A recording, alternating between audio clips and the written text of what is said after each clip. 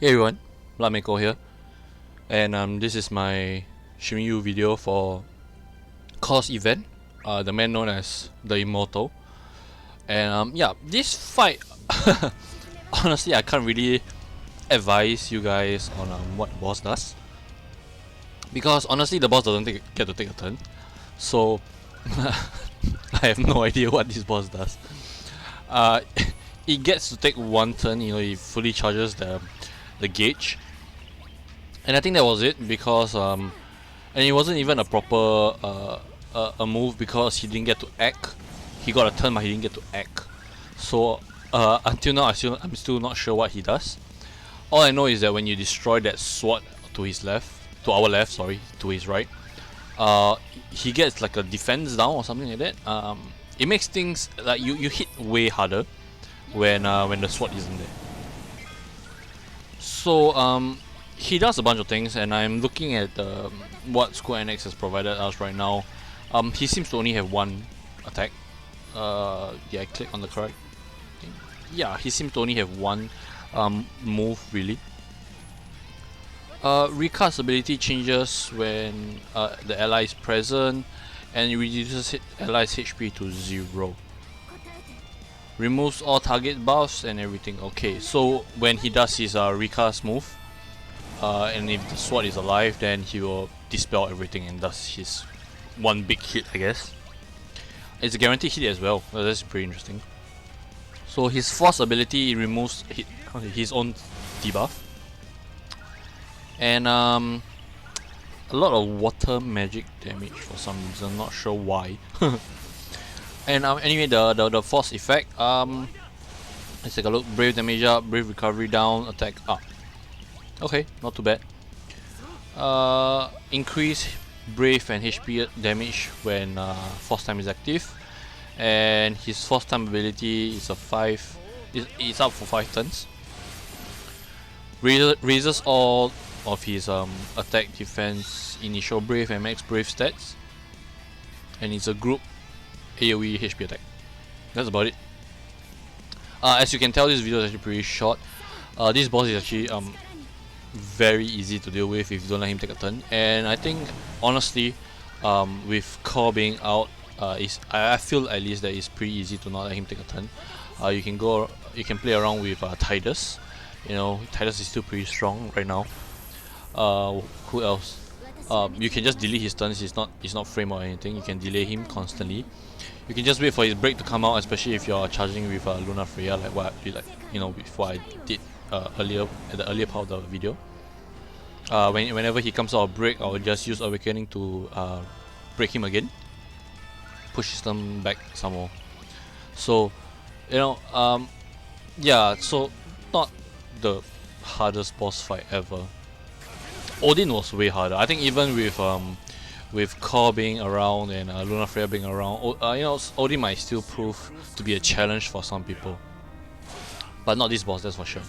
So once I charge up to about 80+%, maybe 90 if you're feeling uncertain, then that's when I'll bring in my friend support. I purposely brought Luna Freya because I wanted to have someone charge the gauge faster, and then the usual Cam, Kane and Machina just go crazy on the boss.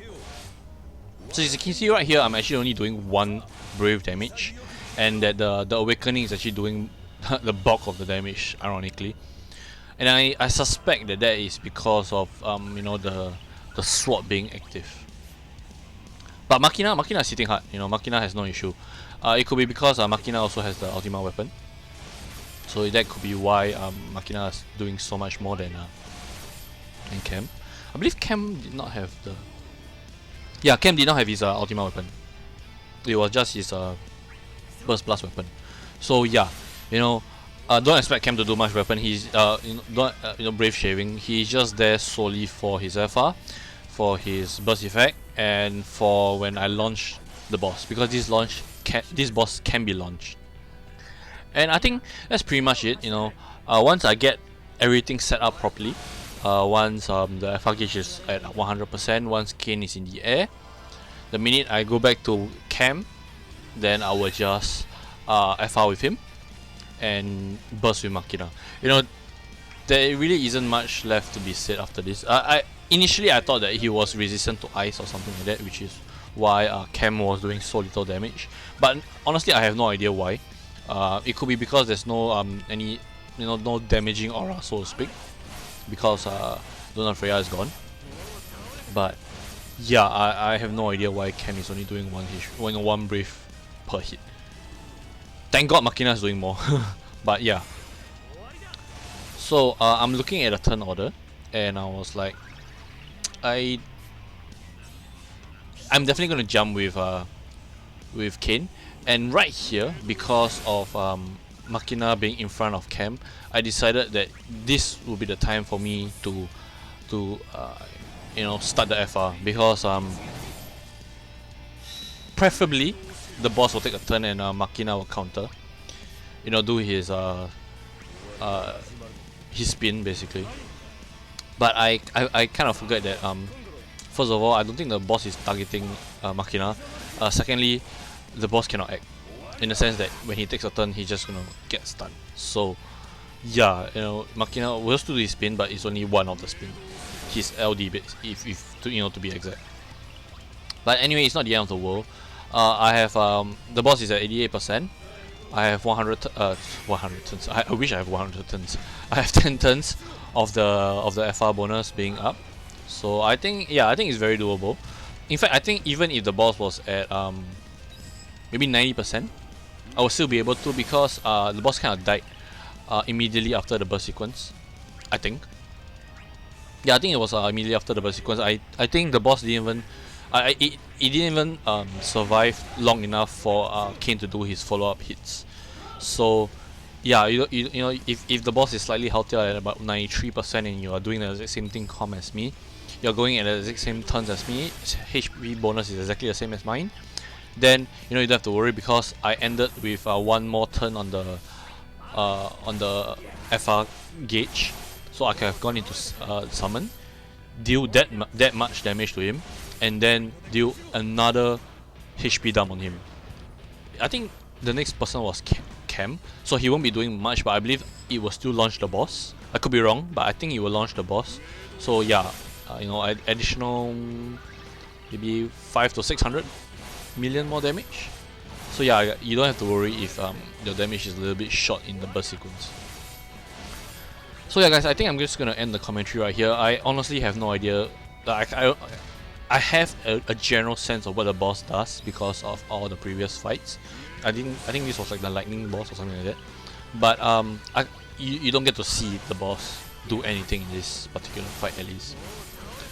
I remember that this boss was very annoying when I think when Zack was before Zack got his LD, and Zack was a perfect boss, perfect guy to tank out this boss, because most of his attacks are actually single target, and his big AOE attack used to be just a Brv hit, so it doesn't matter if you get broken or not. Zack would just tank out the second hit if he gets like 2 turns in a row. But yeah, anyway, I'm just rambling about.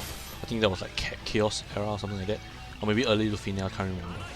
But yeah guys, I think that's about it. Thanks for watching, and I'll see you guys in the next one.